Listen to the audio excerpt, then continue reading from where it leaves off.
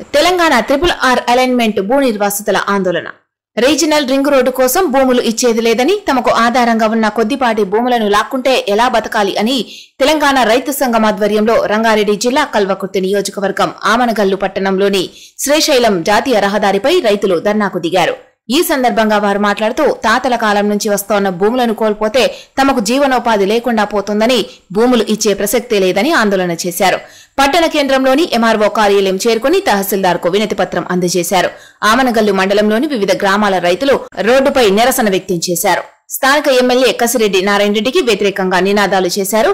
సన్నకారు రైతులకు నష్టం కలిగించేలా RRR అలైన్మెంట్ ను ప్రభుత్వం మార్చిందని, పెద్దల భూములు కాపాడేందుకు ఈ నిర్ణయం తీసుకున్నారని వారు ఆరోపించారు. మాకు ఉన్న 2-3 ఎకరాలు రాష్ట్ర ప్రభుత్వం తీసుకుంటే మా పిల్లల భవిష్యత్తు ఏమవుతుందని ప్రశ్నించారు. ఎటువంటి పరిస్థితుల్లో RRR నిర్మాణానికి భూములను ఇవ్వమని ముక్తకంఠంగా తెలిపారు. సంఘటనా స్థలానికి చేరుకున్న పోలీసులు రైతులను సముదాయించే ప్రయత్నం చేయడంతో కొద్దిసేపు రైతులకు పోలీసులకు మధ్య వాగ్వాదం చోటు చేసుకుంది.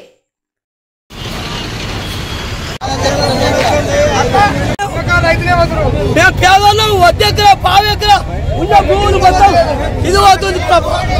ఆయన ఏం చేస్తావో అయ్యా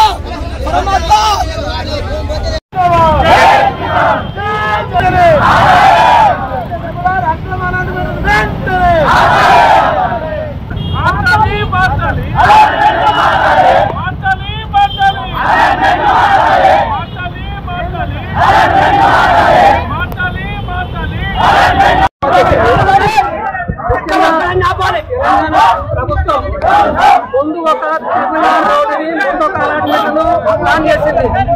దాన్ని ఉద్దేశపూర్వకంగా దాన్ని మార్చడం జరిగింది. ఈ మార్పుకు సంబంధించింది ఎవరు లబ్ధి కోసం మార్చారనేటువంటిది ఈరోజు ప్రజలు ప్రశ్నిస్తున్నారు. ముఖ్యంగా మార్చినటువంటి రోడ్డు ఏదైతే ఇప్పుడు మార్చారో దాని చాలా చిన్న సన్నకారు రైతులు పెద్ద ఎత్తున నష్టపోతున్నటువంటి పరిస్థితి ఉంది. ప్రభుత్వం దీన్ని గమనించాలి. ఖచ్చితంగా ముందు ఏదైతే అలాట్మెంట్ చేశారో దాని గుండా అమలు జరిగేటట్టు చేయాలి. తర్వాత ఇప్పుడు ధర్నా చేస్తున్నటువంటి రైతులందరూ కూడా చిన్న సన్నకారు